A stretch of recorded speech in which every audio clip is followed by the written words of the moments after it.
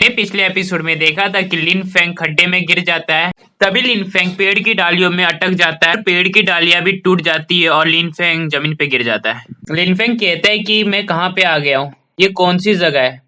तभी लिन फेंग को उसकी लॉकेट दिखती है और फिर लिन फेंग उस लॉकेट को पहन लेता है। फिर लिन फेंग को एक छोटी सी गुफा दिखती है, तो लिन फेंग सोचता है कि जरूर इसके दूसरे साइड से यहाँ से जाने का रास्ता होगा।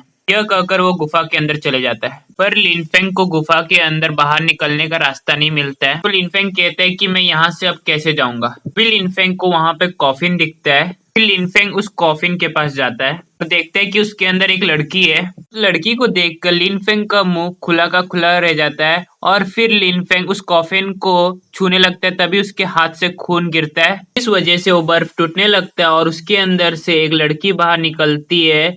तो ये देखकर लिन फेंग हक्का बक्का हो जाता है। फिर वो मिस्टीरियस लड़की कहती है कि तूने मुझे आजाद किया। फिर वो मिस्टीरियस लड़की एक एनर्जी बॉल निकालती है और लिन फेंग के उधर फेंकती है।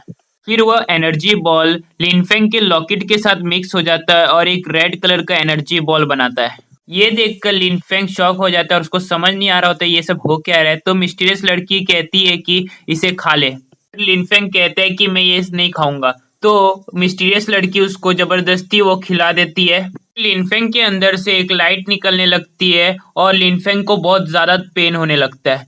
तो लिन फेंग कहता है उस मिस्टीरियस लड़की को कि मैंने तुम्हारी जान बचाई और तुम मुझे क्या खिला दिए। तो फिर लिन फेंग एक डेमन का रूप ले लेता है और हमें ये पता चलता है जो फर्स्ट एपिसोड में हमने डेमन देखा था वो यही था। तो ये देखकर वो मिस्टीरियस लड़की एक एनर्जी बॉल निकालती है और फिर लिन फेंग के ऊपर उसको डालती है, जिससे लिन फेंग को थोड़ा आराम लगने लगता है। फिर हमें लिन फेंग को दिखाया जाता है जो गहरी नींद में चला गया रहता है और उसे सपने में दिख रहा होता है कि उसके पीछे साइड कोई डेमन बॉय खड़ा है और उसे समझ नहीं आ रहा होता कि ये कौन है। तो फिर लिन फेंग उठ जाता है सपने से। तो लिन फेंग अपने आप को देखता है और कहता है कि मैं तो ठीक हूँ, और फिर देखता है कि वो लड़की वहां पे नहीं रहती है। तो लिन फेंग कहता है कि वो लड़की सचमुच की सुंदर थी। फिर लिन फेंग उस गुफा से निकल जाता है। फिर हमें लिन फेंग को दिखाया जाता है जो उस गुफा से बाहर आ गया रहता है और वो खड्डे से बाहर निकलने की कोशिश कर रहा होता है और फिर देखता है कि ताकत पहले से ज्यादा बढ़ गई है और ये देखकर उसे अच्छा लगता है।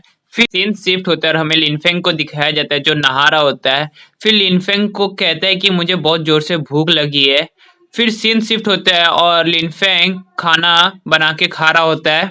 लिन फेंग कहता है कि ये मछली जरूर यूफी को भी अच्छा लगेगा और उसके लिए लेके जाने लगता है। फिर लिन फेंग को रास्ते में शॉमिंग के गैंग मिलते और शॉमिंग उसे रोक लेता है और कहता है कि इतनी घाई में तू कहाँ जा रहा है, लगता है तूने किसी का सामान चुराया। और उसे रोकने लगता है और कहता है कि तुझे तो अब शॉयू भी नहीं बचा सकता है क्योंकि वो यहाँ पे है ही नहीं।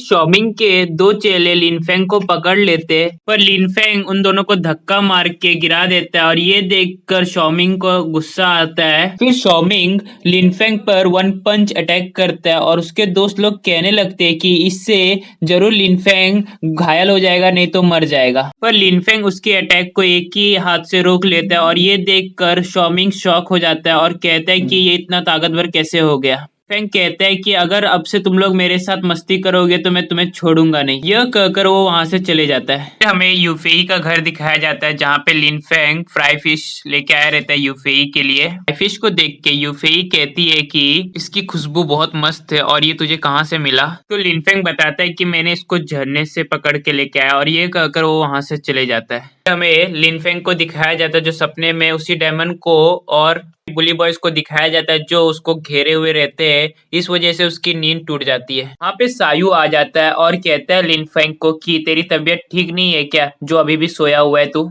लिन फेंग कहता है कि मेरी तबीयत ठीक है, मुझे कुछ नहीं हुआ है। शायू लिन फेंग को कहता है कि आज मैं तेरे साथ लकड़ियां काटूंगा और पानी उठाऊंगा, जिससे मेरी भी कल्टीवेशन और स्ट्रेंथ बढ़ जाए। सुनकर लिन फेंग अपने मन में कहता है कि शायू एक अच्छे परिवार से बिलोंग करता है और ये कह रहा है कि मुझे सिर्फ कल्टीवेशन के लिए ये सब काम करने, पर सच बात तो ये है कि ये मेरी मदद करना चाहता है। शायू और लिन फेंग जंगल की तरफ चले जाते हैं। हमें लिन फेंग और शायू को दिखाया जाता है जंगल में। तो शायू लिन फेंग को कहता है कि पहले ये पानी रख के कौन आता है, चल देखते हैं। यह कहकर दोनों जन रेस करने लगते हैं। हमें दिखाया जाता है कि शायू और लिन फेंग दोनों जन अपने सिटी आ गए रहते हैं। तो शायू लिन फेंग से पूछता है कि तू ये सब मुश्किलें काम इतनी आसानी तरीके से कैसे कर लेता है। लिनफेंग कहता है कि ये सब मैं रोज करता हूँ, इस वजह से मेरे को आदत हो गया है। फिर शायू अपने आप से कहता है कि यहाँ पे बहुत सारे लोग ये काम करते, पर मैंने कभी भी लिनफेंग की तरह ये सब काम करते हुए नहीं देखा किसी को। तो लिनफेंग शायू को कहता है कि अच्छा हुआ तूने मेरी मदद की, वरना ये काम करने में मेरे को कम से कम 1 घंटा लग ही जाता है। फिर सीन शिफ्ट होता है और हमें दिखाया जाता है लिनफेंग और शायू को, जो दोनों जन पेड़ काट रहे होते हैं। फिर लिनफेंग शायू से पूछता है कि तेरी कोई इच्छा है क्या? तो शायू बताता है कि मेरी इच्छा है कि मैं बहुत ज्यादा ताकतवर होना चाहता हूँ और सबकी मदद करना चाहता हूँ और सबकी रक्षा करना चाहता हूँ डेमन से, जो बुरे लोग होते हैं। फिर शायू लिनफेंग से पूछते है कि तेरी क्या इच्छा है? तो लिनफेंग बोलता है कि मुझे तो एक आम जिंदगी जीनी है, इंसानों की तरह। तो शायू लिनफेंग को कहता है कि तू चिंता मत कर, एक दिन जरूर तू कल्टीवेशन कर पाएगा। जब तक मैं हूं ना तब तक तुझे कोई परेशान नहीं करेगा। तो लिनफेंग कहता है कि थैंक यू। तो शायू कहता है कि हम दोनों तो दोस्त हैं। फिर शायू कहता है कि मैं तो तुझे इमोर्टल टेक्निक तो सिखा ही सकता हूँ। तो लिनफेंग पूछता है कि इमोर्टल टेक्निक क्या होता है? फिर शायू कहता है कि ये टेक्निक मुझे टीचर लिन ताओ ने सिखाया है और ये बात तू किसी को बताना मत।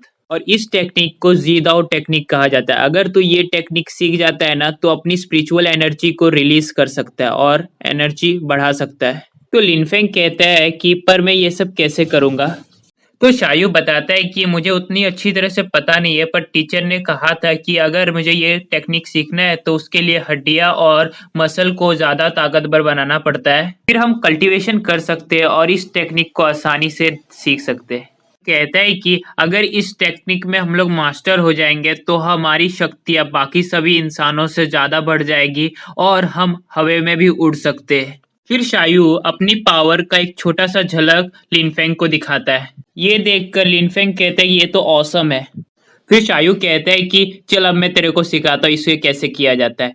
फिर शायू बताता है कि इसे करने के लिए बहुत ज्यादा टाइम और फोकस करना पड़ता है।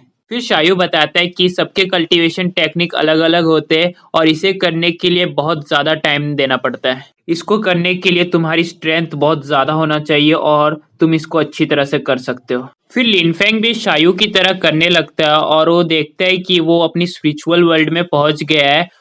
पर लिनफेंग का स्पिरिचुअल वर्ल्ड पूरी तरह से डार्क रहता है और लिनफेंग को समझ नहीं आ रहा होता कि ऐसा क्यों हो रहा है। और फिर उसके बाद उसकी स्पिरिचुअल एनर्जी भी गायब होने लगती, जो भी उसने अब्सॉर्ब किया था। तो ये देखकर शायू कहता है कि तू नाराज मत हो, एक दिन तू जरूर स्पिरिचुअल एनर्जी को अब्सॉर्ब कर पाएगा अच्छी तरह से। फिर दोनों जन काम करना स्टार्ट करते हैं और यहाँ पे लिनफेंग और शायू का एक अच्छा सा बॉन्डिंग दिखाया जाता है हमें।